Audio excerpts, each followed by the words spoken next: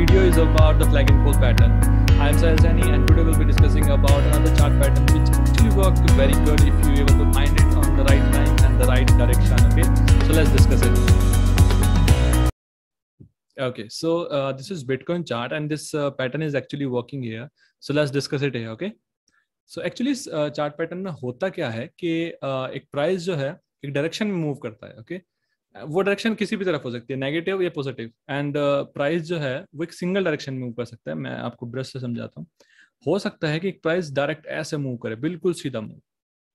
बहुत सारे चार्ट्स में होता भी है ऐसे कि डायरेक्ट एक सीधा मूव आता है एंड एक इस तरीके की फॉर्मेशन हो जाती है छोटे छोटे कैंडल से. जैसे ऐसे कुछ कैंडल्स रोज के रोज बनते जाते हैं एंड इस तरीके का एक बड़ा सा मूव बन जाता है. एंड उसके बाद क्या होता है, कुछ दिन के लिए प्राइस ऐसे कंसोलिडेट करता है उसी एरिया में, ऊपर नीचे. बहुत लोगों का स्टॉप लॉस खाता है, बहुत लोग की पोजीशन स्क्वायर ऑफ करा देता है, बट स्टिल ऐसा होता है. ओके, सो यहाँ पे एक कंसोलिडेशन होता है एंड इस तरीके से एक पोल बनता है एंड एक फ्लैग बनता है. इसको फ्लैग एंड पोल पैटर्न बोलते हैं. Okay, flag and pole pattern बन गया. अब आगे क्या, आगे की बात करते हैं. आगे होता क्या है कि माना जाता है कि अगर ये पैटर्न जिस डायरेक्शन में बन रहा था, जैसे अभी ये ऊपर की डायरेक्शन में बन रहा है, एंड अगर ये ऊपर की डायरेक्शन में ही ब्रेकआउट दे देता है, लेट्स से एक कैंडल क्लोज यहाँ पे हो जाता है, यहाँ पे एक कैंडल क्लोज हो जाता है अच्छे खासा, एंड आप मान लेते हैं कि ये उसका लो है एंड ये उसका हाई है एंड ये बीच का उसका बॉडी है. ओके, अच्छा कैंडल क्लोज हुआ है, पॉजिटिव है एंड नीचे की तरफ में वॉल्यूम भी आपको अच्छा देखने को मिल रहा है, तो आप उसको मान सकते हैं कि ब्रेकआउट हो चुका है. ब्रेकआउट होने के बाद आपको क्या करना होता है अकॉर्डिंग टू दिस पैटर्न कि इसका इस फ्लैग का जो लो है उसका अपना स्टॉप लॉस मान लेते हैं कि अगर इससे नीचे जाएगा तो मैं अपनी पोजीशन को स्क्वायर ऑफ कर दूंगा. ओके, एंड अगर यहाँ पे ये दोबारा एक ब्रेकआउट देता है, उसके बाद में फिर रिटेस्ट करता है, जैसे कि ये पैटर्न का जो अपसाइड एरिया था, जो रेसिस्टेंस था, वहीं पे रिटेस्ट करता है एंड फिर से ऊपर जाना शुरू करता है विद गुड वॉल्यूम्स. ओके, तो आप इसको मानेंगे कि सक्सेसफुल पैटर्न ब्रेकआउट होने के बाद रिटेस्ट भी कर रहा है, तो एक अच्छा इंडिकेशन है कि ये अपनी तरफ जाएगा. वहां पे आपका स्टॉप लॉस जो होता है वो चेंज हो जाता है एंड स्टॉप लॉस आपका जो बन जाता है वो रिटेस्ट बन जाता है. ओके, कुछ लोग यहाँ पे पोजीशंस को और ऐड करते हैं क्योंकि उनका स्टॉप लॉस कम हो गया एंड उसकी वजह से उनका जो रिस्क मैनेजमेंट है वो भी थोड़ा उनको और एरिया दे देता है कि उनका रिस्क और अच्छे से मैनेज हो पाए एंड वो कुछ पोजीशन और ऐड करते हैं ऊपर की तरफ.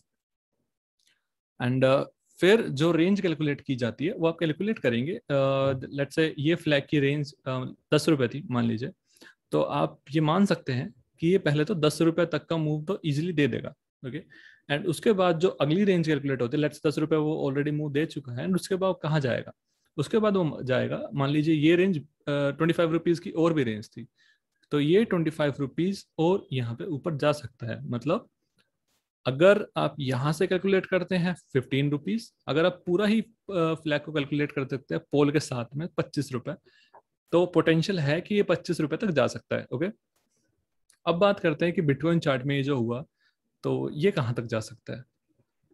ये जस्ट एक पैटर्न है एंड हम सिर्फ पैटर्न के बेस पे बात कर रहे हैं. ओके, हम कोई प्रिडिक्शन नहीं कर रहे हैं, हम किसी को खरीदने के लिए सलाह नहीं दे रहे हैं, हम बस बात कर रहे हैं टेक्निकल्स के बारे में, राइट. ओके, तो चलिए चार्ट पे चर्चा करते हैं. तो ये इसका आप देखेंगे एक बाहर का एरिया है चैनल का एंड ये इसका अंदर का एरिया. ओके, एंड उसके बाद में ये पोल बन गया, थोड़ा सा टेढ़ा है बट ठीक है, पोल है. एंड उसके बाद में एक इसी तरीके से यहाँ पे फ्लैग बन गया. आप इसको फ्लैग मान लेते हैं कि वो लग भी रहा है फ्लैग के जैसे, राइट.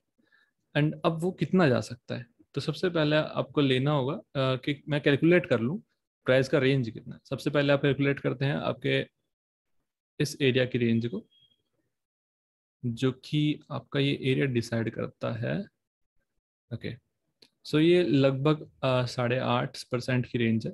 जैसे ही ब्रेकआउट आता है आप उस ब्रेकआउट के बाद कैलकुलेट करते हैं इस रेंज को. ओके, जो कि हाई से थोड़ा सा ऊपर था, जो ऑलरेडी अचीव हो चुका है, प्राइस अभी उससे ऊपर जा रहा है. अभी कितना ऊपर जा सकता है. ओके, तो अब हम कैलकुलेट करेंगे पूरी के पूरी रेंज को, फ्लैग के पोल के बिल्कुल लो से कैलकुलेट करेंगे एंड उसके हाई तक कैलकुलेट करेंगे.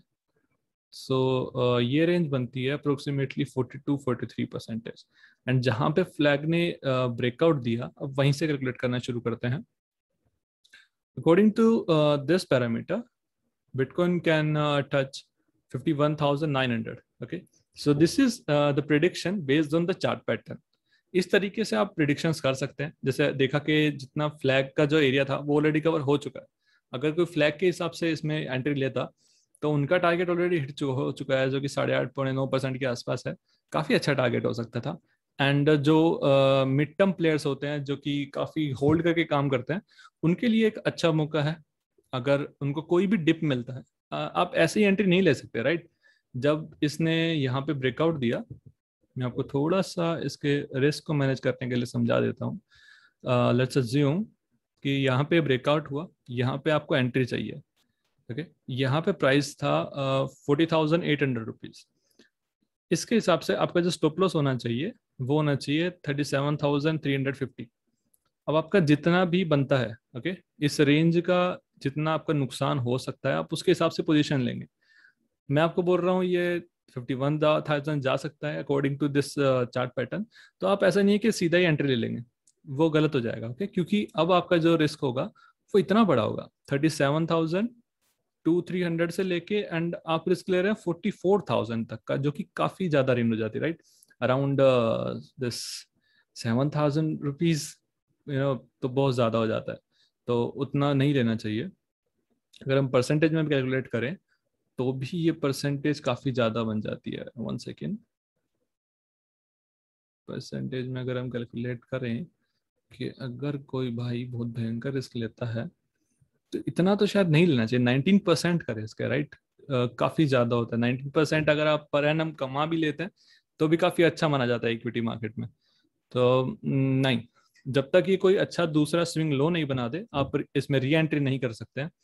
एंड फ्लैग के अगर आपको एरिया तक जानने की इच्छा है तो आप वेट कीजिए. जब भी ये एक नेक्स्ट डिप देता है आपको, लेट्स से यहाँ पे एक अच्छा सेलिंग कैंडल देखने को मिल रहा है, अभी 7 घंटे और क्लोजिंग में हो सकता है पॉजिटिव क्लोज हो जाए.